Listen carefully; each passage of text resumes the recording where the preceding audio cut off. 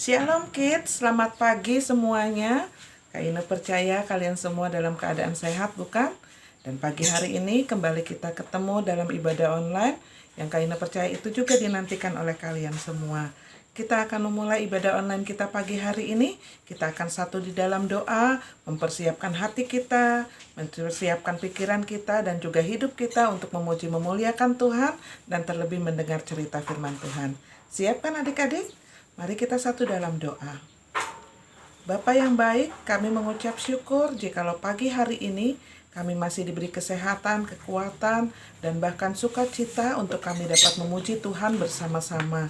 Sebentar kami akan memulai ibadah kami, kiranya Tuhan memberkati dari awal, pertengahan, hingga akhirnya nanti. Dan biarlah sukacita Tuhan ada bersama dengan kami ketika kami memuji memuliakan-Mu. Terlebih dari itu ketika kami mendengarkan firman-Mu, sungguh-sungguh hati kami boleh dibukakan, pikiran kami pun demikian, sehingga kami dapat melakukannya dalam kehidupan kami setiap hari. Terima kasih Yesus, ini doa kami yang kami alaskan hanya dalam nama Tuhan Yesus Kristus kami sudah berdoa. Amin. Shalom Hosanna Kids, apa kabar nih? Kita ketemu lagi ya setelah satu minggu kita beraktivitas. Nah saatnya kita mau memuji nama Tuhan dan kita mau mendengarkan firman Tuhan. Tapi sebelumnya kita mau yel-yel terlebih dahulu biar semangat. Masih ingat ya yel-yelnya ya? Hosanna Kids, sehat, ceria, sukacita, berani, tampil beda. Wah, Kak Miki maunya yang lucu nih hari ini. Jadi kita ulang sekali lagi ya, yang lucu. Oke, Hosanna Kids, sehat, ceria, sukacita, berani, tampil beda. Ya, sudah lucu ya. Kita sekarang mau memuji Tuhan. Kasih sayang. Harus yang semangat ya, makin berdiri pakai gerakan.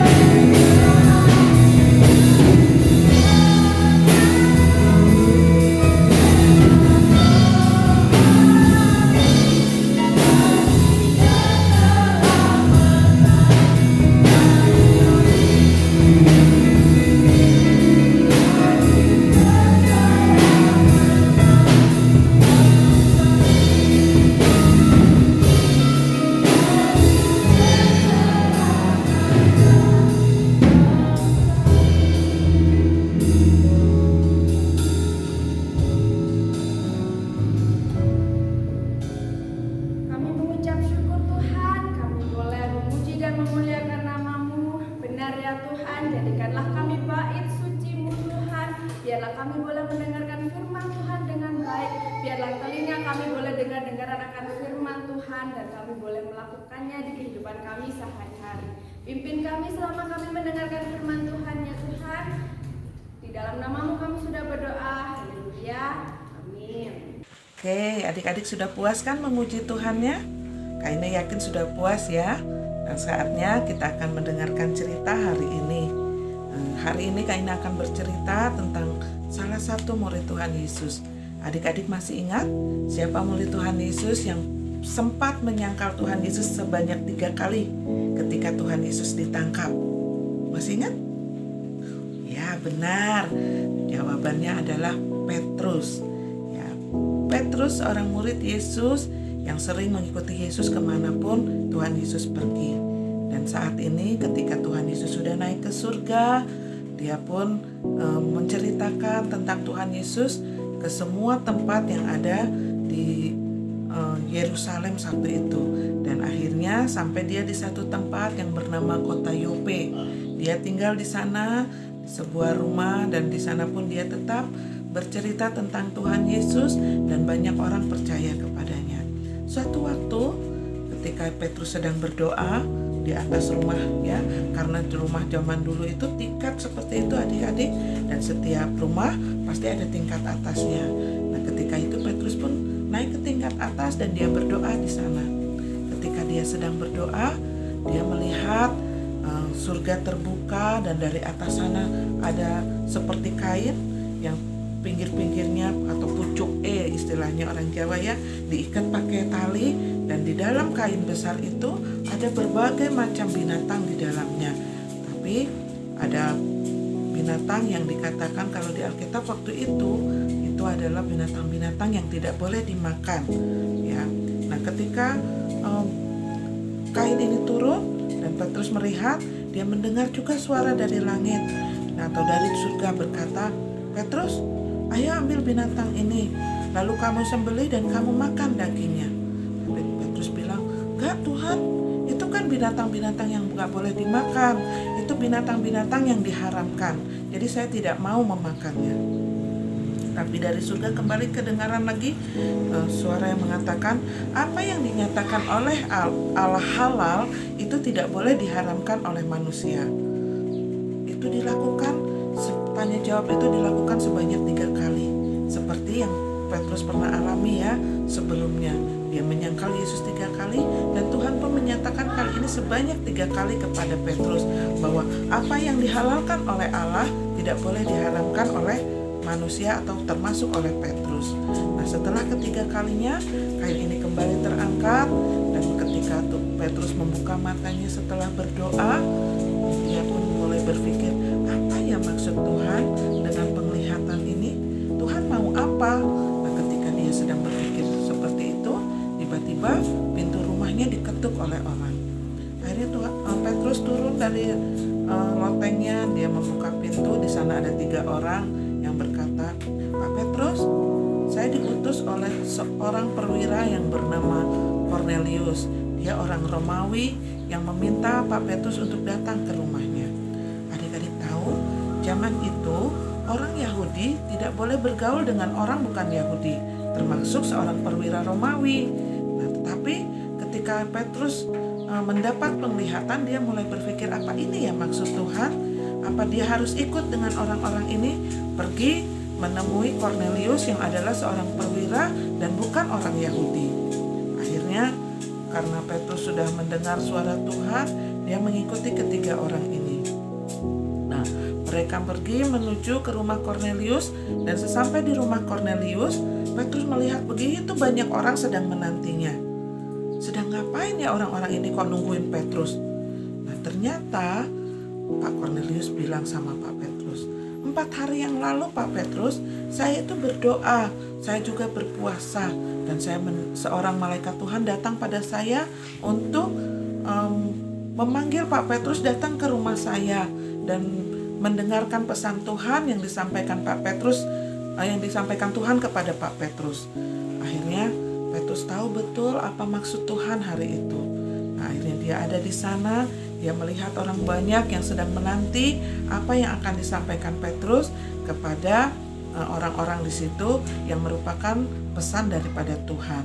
Akhirnya Pak Petrus bilang, ternyata Tuhan ingin bahwa setiap orang itu yang percaya kepada Yesus semuanya akan menerima keselamatan. Tuhan tidak memilih-milih dia dari bangsa mana, dia orang apa, tapi siapapun yang percaya kepada Yesus maka dia akan menerima keselamatan. Dia akan dipenuhi oleh Roh Allah yang akhirnya mereka pun bisa bersaksi kepada orang banyak. Itu yang dikatakan Petrus. Orang-orang yang hadir di sana semua sangat sukacita dan Roh Allah turun atas mereka, dan pada saat itu juga mereka semua minta dibaptis.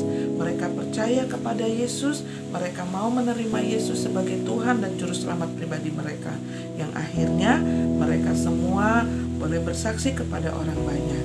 Nah adik-adik, dari cerita Petrus ini Tuhan ingin mengatakan pada kita semua bahwa kita tidak boleh membeda-bedakan siapapun orang-orang yang ada di sekitar kita. Kita pun harus percaya dengan sungguh kepada Yesus, karena Yesus tidak pernah membedakan kita. Yang penting kita percaya, maka kita akan datang kepada Tuhan, kita akan diselamatkan, dan satu saat nanti kita akan berkumpul bersama Tuhan di surga. Adik-adik tentunya mau kan? Nah, Kak Ina harap kita semua pun sebagai anak-anak Tuhan tidak membeda-bedakan teman-teman yang ada di sekitar kita. Kita mau tetap mengasihi mereka walaupun mereka tidak seiman dengan kita, walaupun mereka beda suku dengan kita. Mungkin ada orang Jawa, ada orang Batak, ada mungkin orang Sunda, dan semua di Indonesia aja banyak suku ya adik-adik. Terlebih lagi dengan orang di luar negeri, tentu kita pun berbeda tata bahasa, berbeda budaya, tetapi pesan firman Tuhan hari ini kita tetap harus mengasihi mereka. Dan pesan yang kedua, Tuhan ingin kita pun bersaksi kepada mereka tentang kasih Tuhan. Tuhan ingin kita bersaksi bagaimana adik-adik mengalami berkat yang daripada Tuhan, bagaimana Tuhan menyertai adik-adik dimanapun adik-adik berada, dan itu bisa disampaikan kepada mereka semua. Dan harapannya mereka bisa mendengar kasih Tuhan ini, mereka pun akan percaya kepada Tuhan Yesus. Itu yang bisa Kak Ina sampaikan hari ini.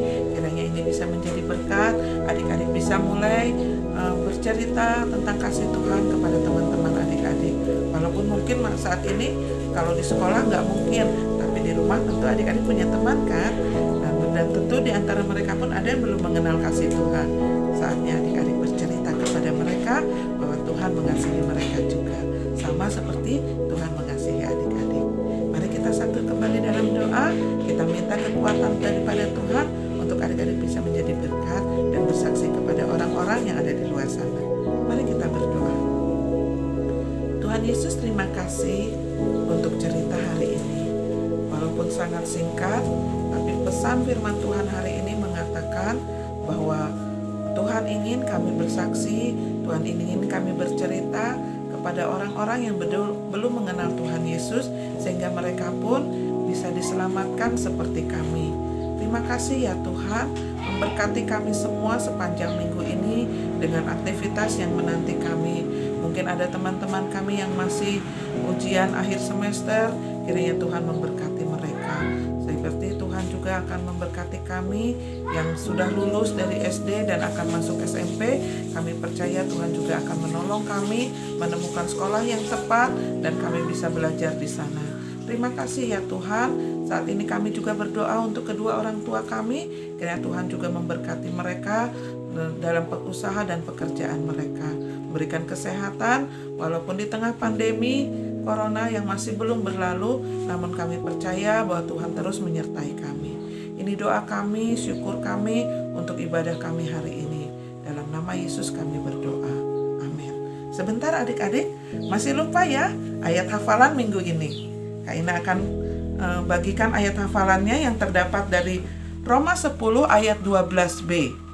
Roma 10 ayat 12b yang berkata, Allah yang satu itu adalah Tuhan dari semua orang, kaya bagi semua orang yang berseru kepadanya.